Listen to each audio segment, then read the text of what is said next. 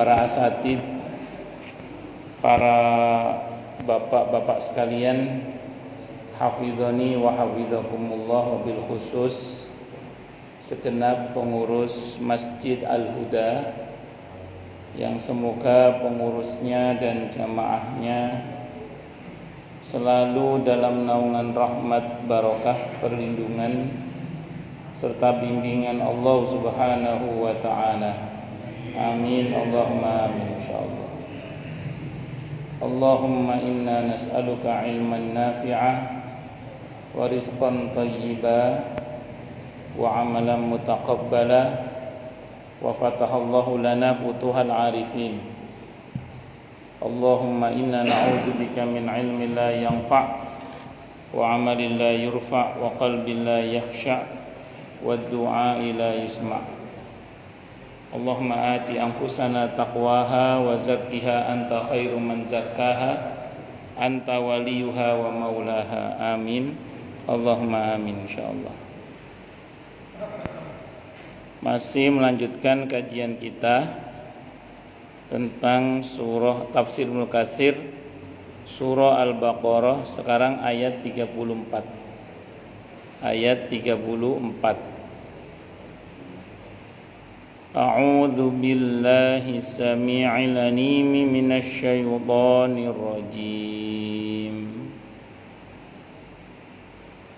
Wa idh qulna lil malaa'ikati isjudu li Adama fasajadu illa iblisa aba wastakbara wa kana minal kafirin.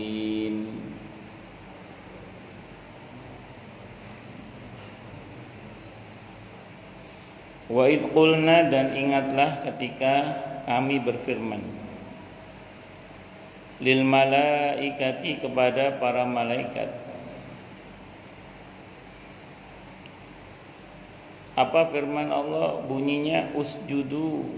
Perintahnya apa? Usjudu, sujudlah kalian semua, li Adam, kepada Adam. Fasajadu, maka mereka semuanya sujud, illa iblisa, kecuali iblis. Aba, dia menolak atau enggan. Wastakbaro, dan sombong, takabur. Wa kana, dan adalah dia iblis itu minal kafirina, termasuk orang-orang yang kafir.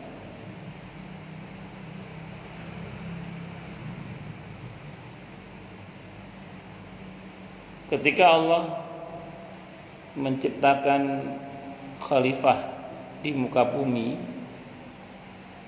yaitu makhluk hibrida baru namanya Adam. Sebelum itu ada sosok makhluk dikenal dengan nama Azazil. Dia telah beribadah ribuan tahun sampai mencapai level menjadi guru bagi para malaikat.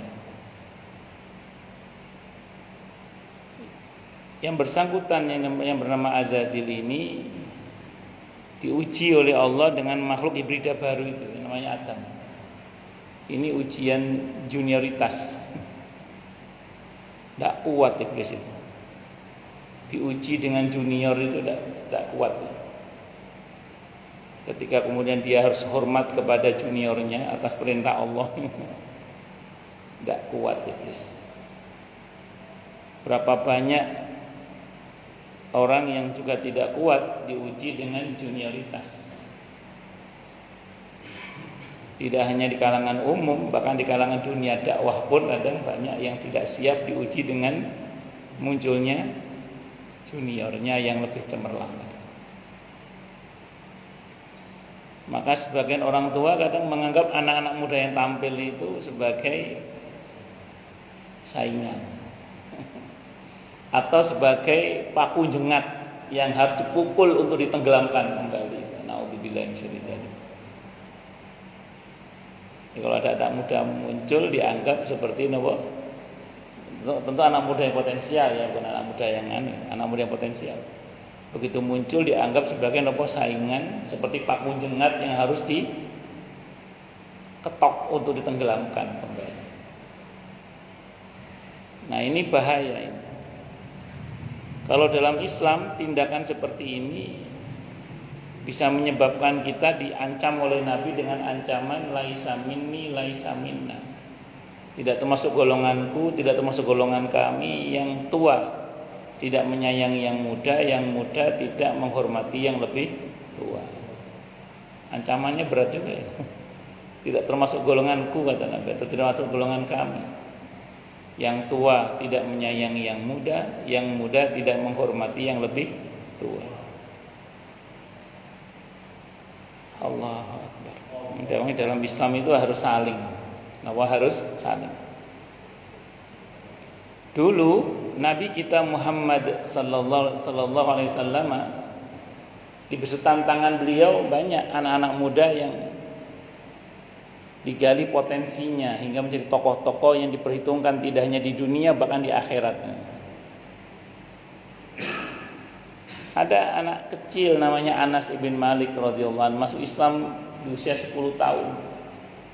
Karir pertamanya sebagai pembantu rumah tangga Nabi kita Muhammad sallallahu alaihi wasallam. Di besutan tangan Nabi kita Muhammad sallallahu alaihi wasallam ini anak muda jadi gubernur di Madinah nantinya. Jadi dosen di bidang hadis. Sahabat Anas bin Malik radhiyallahu anhu, termasuk satu di antara sekian banyak ulamanya para sahabat itu sahabat Anas bin Malik radhiyallahu anhu. Ada anak muda masuk Islam usia 17 tahun saat itu namanya Mu'adz bin Jabal radhiyallahu anhu. Pekerja serabutan, utangnya banyak. Di besutan tangan Nabi kita Muhammad SAW tentu dengan izin Allah ya. Digali potensinya sampai di masa Nabi sendiri SAW beliau menjadi hakim tinggi di Yaman. Anak muda yang tadinya nggak diperhitungkan menjadi hakim tinggi di Yaman. Nanti di masa Sayyidina Umar radhiyallahu an menjadi gubernur di Yaman yang dalam waktu 3 tahun kemiskinan di Yaman selesai habis. Itu gubernurnya Mu'adz bin Jabal radhiyallahu an, seorang anak muda pas masuk Islam usia 17 tahun, pekerja serabutan, utangnya banyak. Di besutan Nabi kita Muhammad SAW dengan izin Allah jadi tokoh yang luar biasa.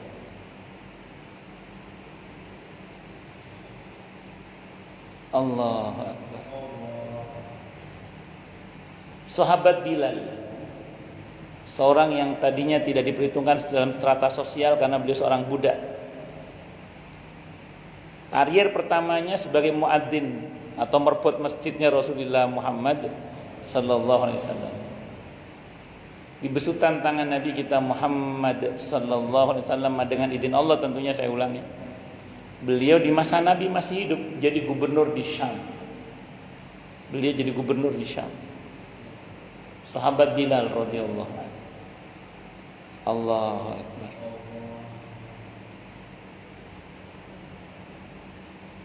Karena kalau kita bicara ajaran dalam Islam tadi itu, yang tua menyayangi yang muda harus menghormati yang lebih tua.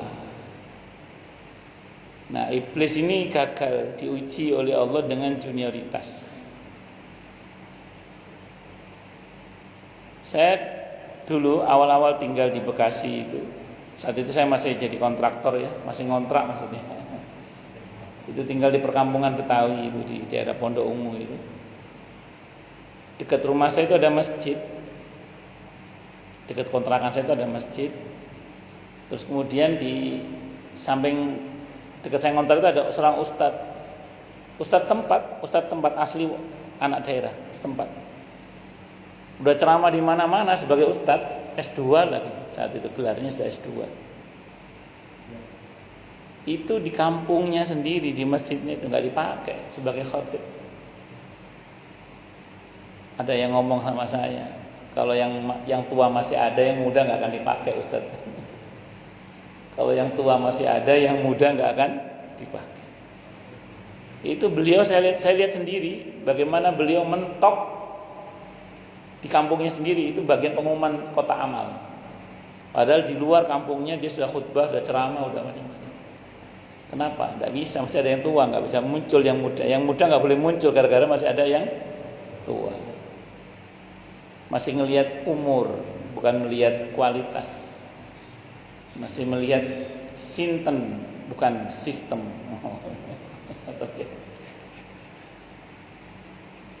Allah kan kalau slogannya di Muhammadiyah itu tidak melihat sinten, tapi melihat sistem. Katanya gitu. Jadi kali ini nggak ngelihat sinten, nggak ngelihat sistem. Masih siapa ini? Masih muda.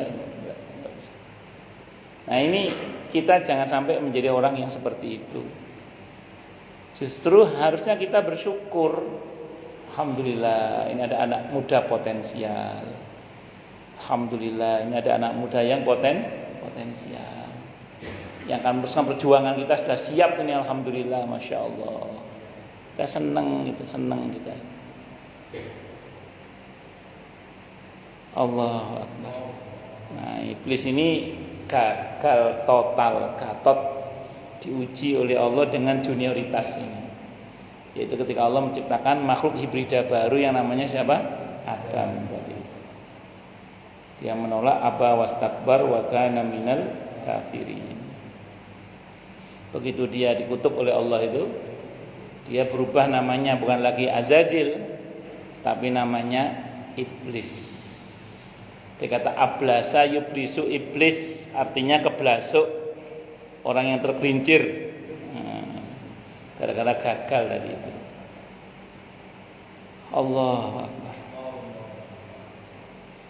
Hal ini merupakan penghormatan yang besar dari Allah Subhanahu wa taala buat Adam dan dapat dilimpahkan kepada keturunannya, yaitu ketika Allah Subhanahu wa taala memberitahukan bahwa Dia telah memerintahkan kepada para malaikat untuk bersujud. Sujud menghormat maksudnya sini ya, bukan sujud menyembah, bukan, tapi sujud apa? Menghormat. Jadi istilah perintah sujud itu menghormat maksudnya. Menghormatkan Nabi Adam, ke Adam tadi. Kenyataan ini diperkuat pula oleh banyak hadis yang menunjukkan bahwa hal tersebut benar-benar terjadi. Antara lain ialah hadis mengenai syafaat yang telah disebutkan di atas dan hadis yang mengisahkan Nabi Musa alaihissalam, yaitu Rabbi, wahai Rabbku arini, tunjukkan kepadaku Adam, Nabi Adam, alladzi akhrajna, yang telah mengeluarkan kami, wa nafsahu, dan dirinya sendiri minal jannati, dari surga. Itu Nabi Adam pernah minta kepada Allah agar dipertemukan dengan Nabi Adam alaihissalam, yang telah menyebabkan beliau dan yang lainnya serta Nabi Adam sendiri keluar dari surga. Falamma jtama'a, maka ketika telah kumpul atau bertemu siapa Nabi Musa dengan Nabi Adam, qala, berkata siapa Nabi Musa alaihissalam, anta Adam, panjenengan Adam nggih, alladzi khalaqahu Allah biyadihi, yaitu makhluk yang telah Allah menciptakan panjenengan dengan tangannya atau dengan kekuasaannya. Wa nafakha fihi min ruhihi, dan Allah telah meniupkan ke dalam diri panjenengan dari ruhnya. Wa asjadalahu malaikatahu, dan telah memerintahkan sujud kepada panjenengan, kepada Adam tadi siapa? Allah, malaikatahu, kepada para malaikatnya. Jadi Allah telah memerintahkan untuk sujud kepada Nabi Adam alaihissalam. Hadis secara lengkap akan diketengahkan kemudian insyaallah, kata Ibnu Katsir ini. Ya, wallahu a'lam bishawab. Ya, jadi di sini merupakan perintah sujud yang dimaksud adalah penghormatan kepada Nabi Adam. Nabi Adam itu dimuliakan dalam hal ini karena ilmu diantaranya. Jadi karena ilmu. Sebagaimana yang sebelumnya sudah kita bahas, wa 'allama Adamal asma'a kullaha summa 'aradahum 'alal malaikati faqala ambiuni bi asma'i haula'i in kuntum shadiqin. Jadi itu karena ilmu. Nah, kita anak cucu Adam pun juga akan mulia kalau kita berilmu. Cuman ada satu lagi tambahan syaratnya, iman sekaligus. Al-Mujadilah ayat 11, yarfa'illahu alladhina amanu minkum walladhina utul ilma darajat. Jadi kalau mau mulia dengan sesungguhnya mulia, itu harus beriman dan berilmu sekaligus. Tidak boleh dipisah itu, dua-duanya harus ada itu. Beriman dan berilmu sekaligus. Nah, menggabungkan dua hal itu, ilmu dan amal. Ilmu dan iman kalau diamalkan itu jadi amalan takwa. Nah, kalau takwa Al-Hujurat ayat 13 itu, inna akramakum indallahi atqakum. Jadi kalau kita belajar dari sini, Nabi Adam dimuliakan karena apa tadi? Ilmu. Maka wajib bagi kita kalau ingin mulia ya harus beriman dan berilmu sekaligus. Al-Mujadilah ayat 11. Menggabungkan antara ilmu dan iman, pengamalannya namanya amalan takwa. Kalau takwa Al-Hujurat ayat 13, inna akramakum indallahi atqakum.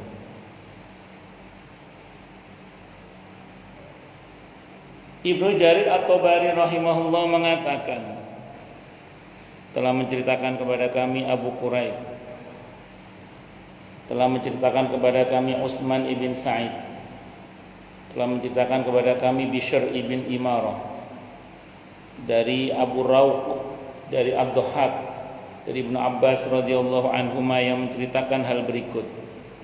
Pada awalnya iblis itu merupakan suatu golongan dari kalangan para malaikat. Kalau di Al-Quran, di ayat yang lain Allah menyebut iblis itu minal jin, dari bangsa jin. Tapi karena kesalehannya yang luar biasa sampai dia digolongkan dalam golongannya para malaikat. Saking solehnya, dari bangsa jin yang tingkat kesolehannya sampai sundul langit lah kalau bahasa sederhananya. Ini kata Ibnu Abbas, dikutip Imam At-Tabari rahimahullah. Tetapi nama aslinya adalah Al-Haris. Pada mulanya dia ditugaskan sebagai salah satu penjaga surga. Tetapi malaikat semuanya diciptakan dari nur, yang berbeda dengan golongan iblis tadi. Jadi kalau malaikat terbuat dari nur, kalau ini dari nar. Iblis itu kan minal jin. Jin itu dari apa? Nar. Beda, nur sama nar beda. Makanya kalau malaikat itu stabil, dia tidak mungkin maksiat. Kalau nar sebagaimana sifat api, dia tidak stabil. Ibnu Abbas melanjutkan kisahnya bahwa jin disebut di dalam Al-Quran diciptakan dari nyala api, dari nar. Kalau malaikat dari nur. Ada nur, ada nar. Nur cahaya, nar itu api. Terus ada nir. Kalau nir itu sakit pinggang artinya. Gak masuk itu. Dari api, nyala api, yakni dari lidah api yang paling ujung bila menyala. Sedangkan manusia diciptakan dari tanah liat. Makhluk yang mula-mula menghuni bumi adalah jin. Makanya Nabi Adam kemarin kita bahas ya, disebut oleh Allah sebagai khalifah. Khalifah itu diantara maknanya artinya pengganti. Oh berarti di bumi ini sebelumnya sudah ada penghuninya, iya. Yaitu kalangan Banul Jan, anak cucunya bangsa jin. Karena mereka hanya berbuat kerusakan di muka bumi, maka diusir dia dari bumi, diusir ke dimensi yang lain. Tapi masih di bumi ini juga. Makanya kata Al-Quran nanti ketika akan ketemu ayat yang mengatakan walakum fil ardi mustaqar. Kalian jin dan manusia di muka bumi ini ada tempat tinggalnya masing-masing. Jadi kita dan bangsa jin ini tinggalnya satu tempat sebenarnya, cuma dimensinya beda. Maka andaikan mata kita diizinkan melihat bangsa jin, barangkali tidak ada satupun jengkal tanah ini yang tidak ada jinnya. Maka kalau kita ngaji begini ini yang kelihatan aja segini, ini yang kelihatan, yang nggak kelihatan bisa lebih banyak ini. Gak betul ini. Loh, Ustadz ngarang, nanti baca surah Al-Jin. Baca surah Al-Jin. Itu ada ayat yang menceritakan ketika Nabi Muhammad SAW sholat, di belakang Nabi itu hampir berdesakan bangsa jin bermakmum kepada Nabi kita Muhammad SAW. Ketika Nabi dakwah di Taif, dakwah Nabi ditolak oleh orang Taif. Tapi Nabi dihibur oleh Allah dengan serombongan bangsa jin yang masuk Islam. Jadi ketika Nabi dakwah di Taif, manusia nggak mau dengerin kecuali satu orang aja yang masuk Islam itu, yang budak penjaga kebun kurma itu. Sementara bangsa jin yang mendengarkan dakwah Nabi, bacaan Al-Qur'annya Nabi itu bangsa jin yang mendengarkan. Akhirnya bangsa jinnya yang masuk Islam dengan izin Allah. Itu di Taif itu. Ketika Nabi dakwah di Taif gagal, Nabi pulang, dalam perjalanan pulang itu ketemu dengan bangsa jin itu, yang akhirnya masuk Islam. Dihibur oleh Allah dengan masuk Islam bangsa jin. Maka dalam Sahih Bukhari itu ada dalam Sahih Bukhari diceritakan pas menjelaskan tentang sababun nuzul surah Al-Isra itu, Bani Israel itu ada dalam Sahih Bukhari itu seorang dukun manggil bangsa jin. Seorang dukun manggil bangsa jin, ternyata jinnya nggak datang. Terus selang berapa waktu jinnya datang, kata tuannya itu, ayo ini ada tugas sihir orang kalau bahasa kita, ini mafhum riwayat ya. Kata jin itu, sorry bos, saya sudah taubat. Saya sudah taubat, saya sudah masuk Islam, saya tidak mau lagi disuruh-suruh. Akhirnya jinnya itu taubat. Jadi jin taubat itu ada. Bahkan kalau dalam hadis Sahih Muslim, tadi Bukhari, dan Sahih Muslim, setan yang masuk Islam itu ya ada. Dalam hadis Sahih Muslim pada malam nisfu Sya'ban, Siti Aisyah radhiyallahu anha pernah kehilangan Rasulullah Muhammad SAW. Maksudnya malam itu jatah beliau gitu, tapi nggak pulang-pulang habis sholat Isya gitu. Biasanya Nabi itu kalau nggak ada kepentingan kaum muslimin langsung pulang tidur habis sholat Isya itu. Ini kok nggak pulang-pulang, dicari-cari Siti Aisyah kemana? Ternyata Nabi malam itu sedang ziarah ke makam Baqi'. Jadi Nabi ziarah makam Baqi' saat malam nisfu Sya'ban. Nah, terus ditunggu di luar pagar. Begitu Nabi selesai ziarah, Siti Aisyah segera pergi. Nabi itu di antara mukjizatnya bisa tahu yang di belakang tanpa menoleh. Nabi tahu diikuti oleh istrinya, maka sesampainya di rumah Nabi bertanya kepada Siti Aisyah radhiyallahu anha, "Dari mana kamu tadi?" "Jadi ngikuti Anda ya Rasulullah, saya takut jenengan ke istri yang lain." Kata Nabi, "Engkau telah tergoda oleh setan kamu." Karena Nabi nggak mungkin khianat. Nabi nggak mungkin khianat. Siti Aisyah kaget. Hah? Kalau bahasa kita dia aja nggak ada. Kalau itu modifikasi. Ini mafhum riwayat. Saya ada setannya ya Rasulullah. Semua ada setannya manusia itu. Termasuk engkau ya Rasulullah, termasuk saya, kata Nabi. Hanya saja Allah merahmatiku, sehingga semua setan yang bertugas menggodaku masuk Islam. Nah, itu hadisnya Sahih Muslim itu. Jadi setan yang bertugas menggoda Nabi Muhammad SAW itu semuanya masuk Islam dengan rahmat Allah. Itu yang goda Muhammad Subhan, wah beda itu. Kalau yang goda Muhammad Rasulullah masuk Islam. Kalau yang goda Muhammad Subhan, si kafir. Nah ini itu terjadi seperti itu. Makanya kalau kita ngaji gini, saya ulang, nih yang kelihatan saja segini, yang nggak kelihatan bisa jadi lebih banyak. Oh yang kelihatan aja belum tentu manusia semuanya kelihatannya.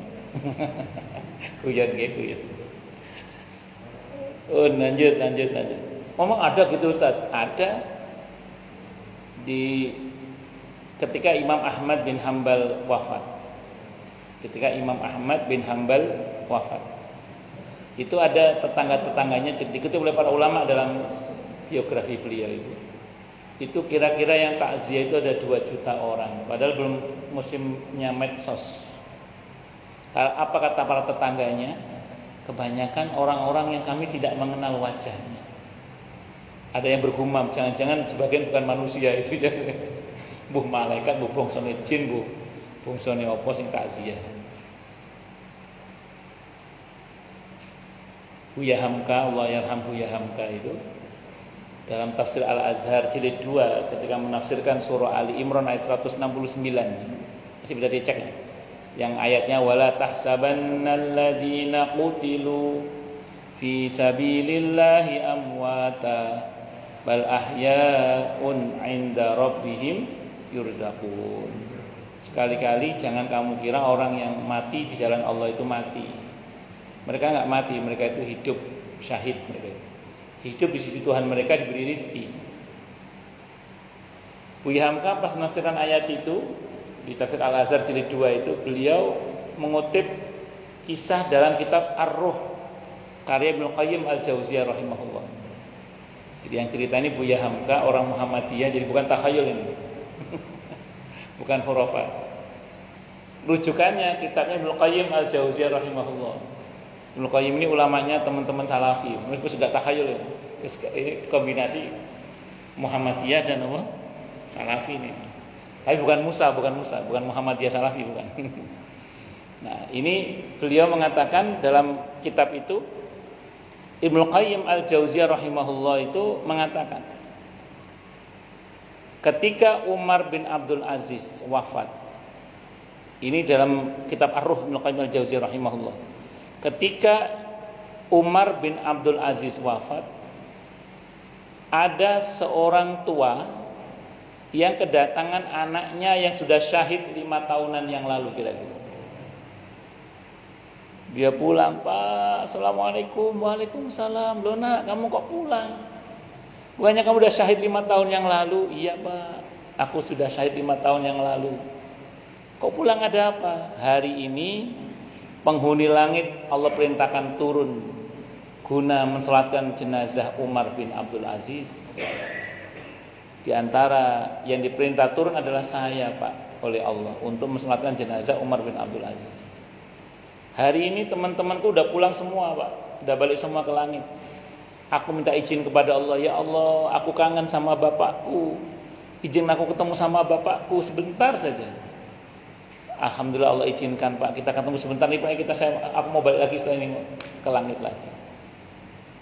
Nah, itu dikutip, diceritakan oleh Buya Hamka dalam tafsir Al-Azhar beliau jilid 2, mengutip pada pernyataan Ibnu Qayyim Al-Jauziyah rahimahullah dalam kitab Ar-Ruh Ibnu Qayyim Al-Jauziyah rahimahullah.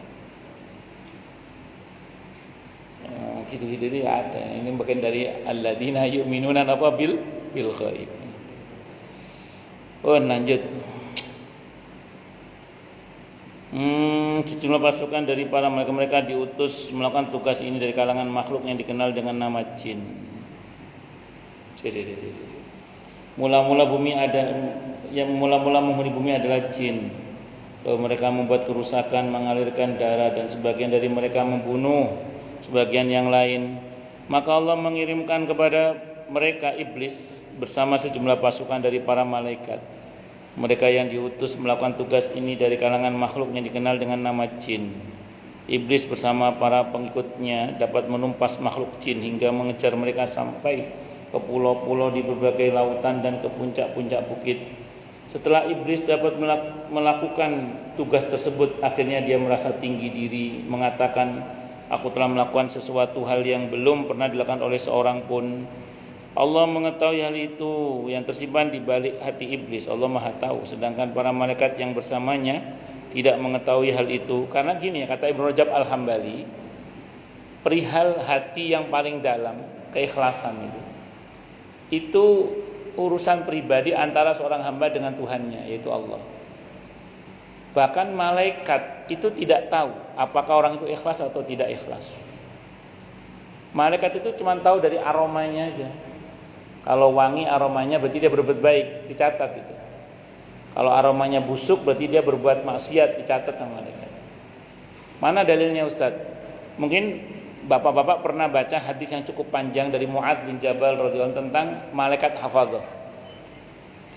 Malaikat hafadzah yang melaporkan amal kita yang setiap pekan hari Kamis itu kan dilaporkan amal kita itu malaikat memuji-muji amal kebaikan seseorang yang dilaporkan pada hari itu.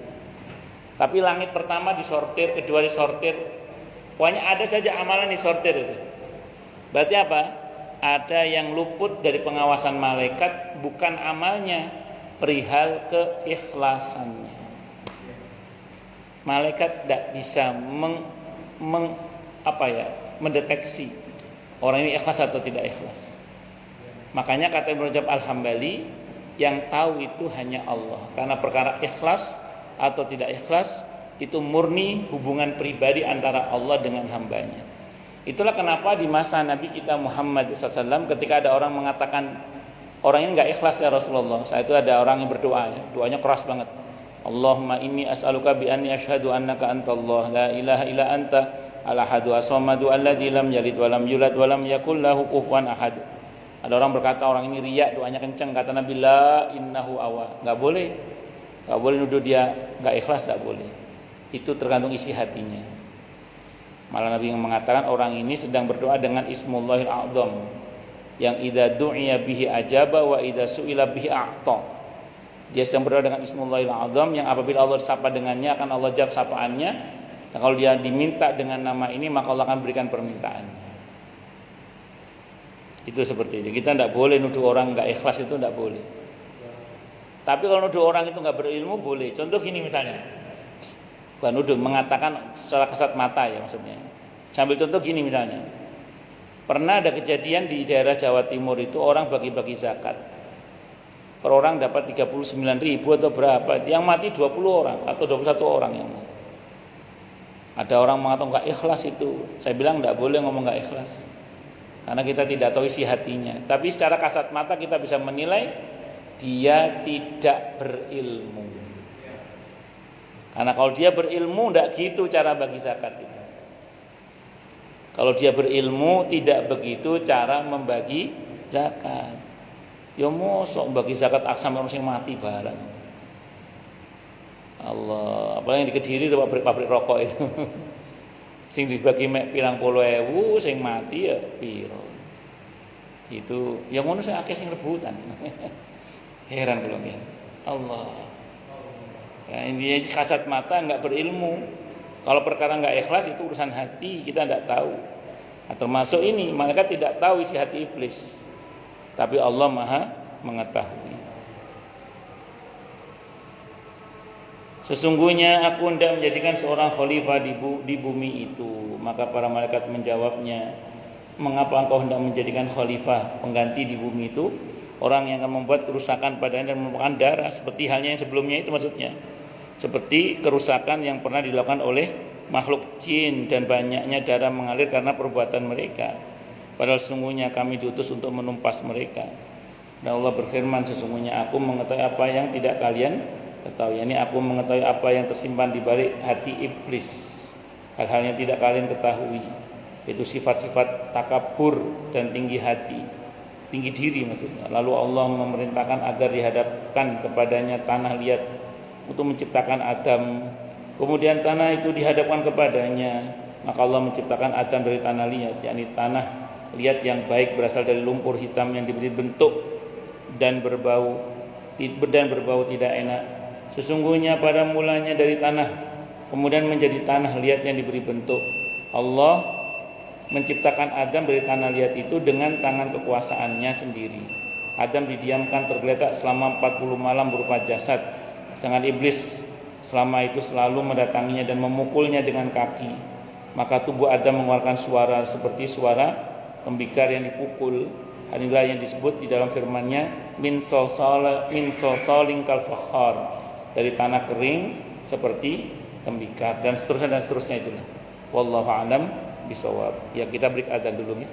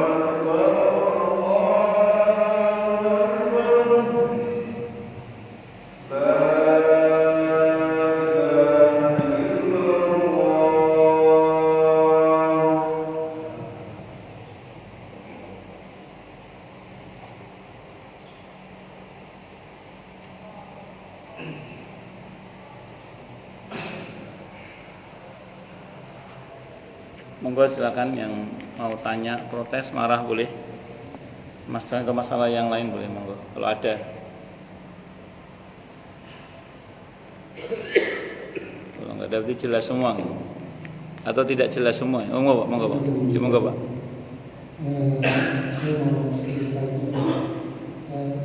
Sebenarnya antara malaikat dan jin atau setan diciptakan dua nama dan saya ingin tahu kalau ada kitabnya itu kira-kira yang membahas penciptaan malaikat dan jin itu apa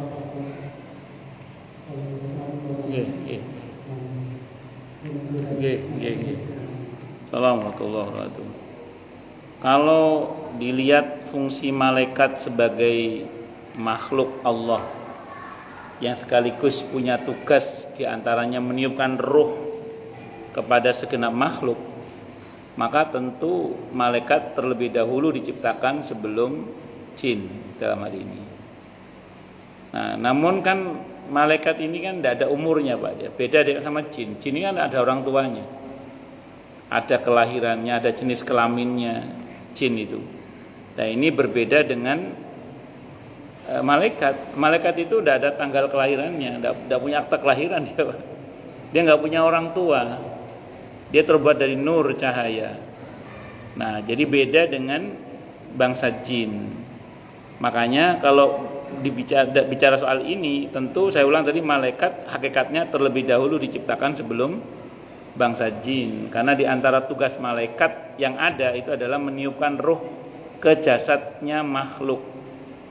Nah, termasuk bangsa jin dalam hal ini. Ya, kalau untuk manusia 40 kali 3 sebagai jasad di rahim itu baru ditiupkan ruh oleh malaikat, kan petugasnya malaikat itu petugasnya Pak. Ya, jadi tapi perihal usia malaikat tentu kita tidak tahu karena dia tidak ada kelahirannya. Dia masuk dalam proses yang langsung jadi, kun fayakun. Beda dengan bangsa jin, bangsa manusia, bangsa binatang. Nah, dia ada proses melalui yang namanya orang tua itu. Saya kira itu Pak, wallahu a'lam bishawab. Kecuali Nabi Adam barangkali ya itu. Oke, monggo yang lain silakan. Kalau kitab apa saya kurang tahu ya. Kurang tahu. Mungkin banyak dalam kitab tafsir yang luas kajiannya ya. Kayak tafsir At-Tabari, tafsir Ibnu Katsir, itu tafsir-tafsir yang cukup luas bahasannya. Ibnu Katsir itu tipis Pak. Imam Al-Qurtubi itu tipis ya. 20.000 halaman itu 20 halaman itu lumayan lah kalau mau baca itu. Monggo silakan yang lain kalau ada. Waalaikumsalam warahmatullahi wabarakatuh. Nggih, Pak.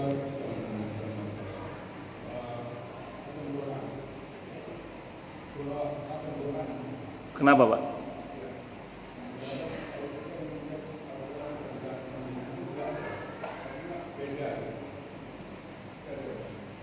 Baik. Assalamualaikum warahmatullahi wabarakatuh. Sependek yang saya pelajari sih, saya belum pernah temukan doa khusus ya berkenaan dengan khatmul Quran. Berarti berlaku doa secara umum. Nah, makanya pantas kalau tiap-tiap Quran itu terbitan beda terbitan, kadang doanya beda atau bahkan ada yang nggak ada gitu. Kenapa? Karena memang tidak ada, yang saya tahu ya, saya belum pernah temukan, bukan tidak ada lah, saya belum pernah temukan doa khusus berkenaan dengan membaca Al-Quran, khatmul Quran secara khusus. Cuman yang saya tahu, para sahabat Nabi, di antara sahabat Anas ibn Malik radhiyallahu anhu. Jadi kalau baca biografinya sahabat Anas ibn Malik radhiyallahu anhu itu, beliau itu putranya kurang lebih 114, sahabat Anas bin Malik radhiyallahu anhu itu. Jangan tanya ibunya ya, pokoknya anaknya 114. Itu 90 hafal Al-Quran, semua jadi ulama. Semuanya jadi ulama itu. Itu di antara kebiasaan sahabat Anas bin Malik radhiyallahu anhu apa? Di antara kebiasaannya apa? Setiap kali khatmul Quran dikumpulkan seluruh anggota keluarganya, anak-anaknya maksudnya semuanya, istrinya dikumpulkan semua, beliau berdoa. Nah, doanya apa itu saya nggak tahu itu. Yang pasti memang saat khatmul Quran itu insya Allah mustajabah doa. Kenapa? Karena setelah khatmul Quran itu diantaranya. Nah, saya ulang tadi perihal doa khususnya saya belum pernah temukan. Tapi ya berlaku kaidah umum, doa itu kalau kata Izzuddin bin Abdissalam adalah doa yang mutlaqah ghairu muqayyadah. Mutlak ada perintahnya, ketentuan khususnya tidak ada, berarti bebas. Bapak mau baca Allahummarhamna bil Quran, boleh, tidak ada masalah. Bapak tidak baca itu, baca yang lain boleh, silahkan. Nah, cuman kalau khatmul Quran nggak baca doa, sayang banget aja sih. Karena itu saat yang mustajabah insya Allah. Saya kira itu Pak. Allah alam bisa. Jadi saya belum pernah baca yang khusus, tapi secara umum sebagai doa sah-sah saja, silakan. Allah alam bisa. Saya kira itu ya. Yang penting itu satu sebenarnya. Yang nggak wajib jangan diwajibkan. Yang nggak sunnah jangan dianggap sunnah gitu maksudnya. Artinya kok berdoa lagi pengen berdoa saja. Mumpung insya Allah ini waktu yang mustajabah. Doanya apa? Ya terserah saya hafalnya ini, saya baca doa ini aja lah misalnya gitu. Kan ada kalau shadaqallahu azim kan ada perintah dalam Al-Qur'an. Qul shadaqallah. Katakanlah wahai Nabi, shadaqallah. Jadi mengatakan shadaqallah itu ada perintah dalam Al-Qur'an. Kalau misalnya di surah Ali Imran itu qul shadaqallah. Terus ketika Nabi membenarkan isi Al-Qur'an itu, saat itu cucunya Sayyidina Hasan Sayyidina Husain radhiyallahu anhuma sedang berjalan tertatih-tatih saat Nabi khutbah. Terus Nabi turun dari mimbar, digendong dua cucunya dibawa ke atas mimbar. Saya tidak sabar melihat dua anak ini, maksudnya apa gemes gitu loh. Terus beliau mengatakan shadaqallah, maha suci Allah, maha benar Allah dengan firman-Nya yang mengatakan bahwa innama amwalukum wa auladukum fitnah. Nah, jadi pernyataan shadaqallah itu pertama Quran yang memerintahkan, yang kedua Nabi juga menyatakan shadaqallah untuk membenarkan isi Al-Quran. Nah, jadi kalau perkataan Bapak shadaqallah merupakan bagian dari interaksi Bapak dengan Al-Quran, sah-sah saja, tidak ada masalah. Tapi jangan dibilang, baca Quran harus ngomong shadaqallah, harus. Jangan diharuskan.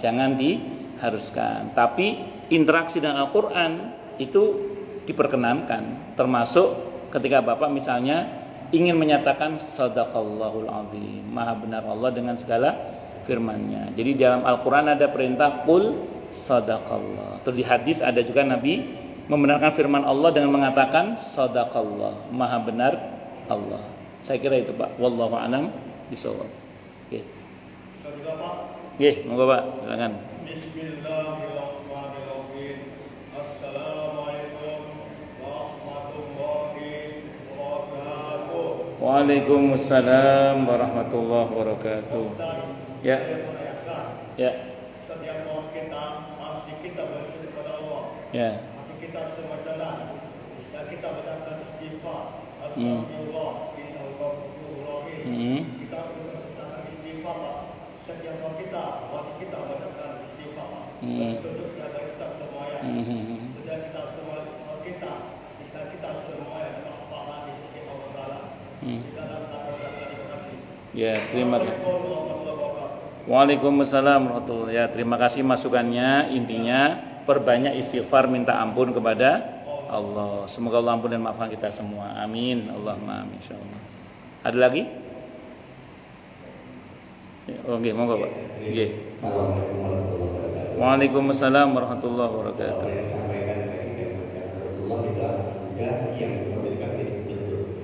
Sesuai dengan kita bahwa ada anak muda yang berpikir itu di nomor 2 di terima kasih.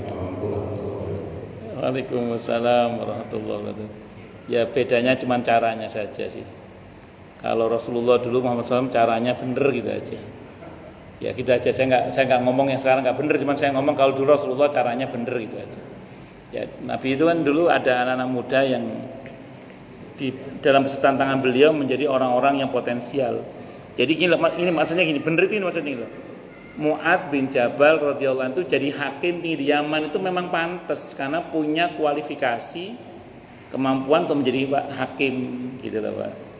Mu'ad bin Jabal radhiyallahu anhu jadi gubernur di Yaman itu memang masuk dalam kualifikasi, punya kapabilitas, punya kemampuan untuk memimpin memang itu.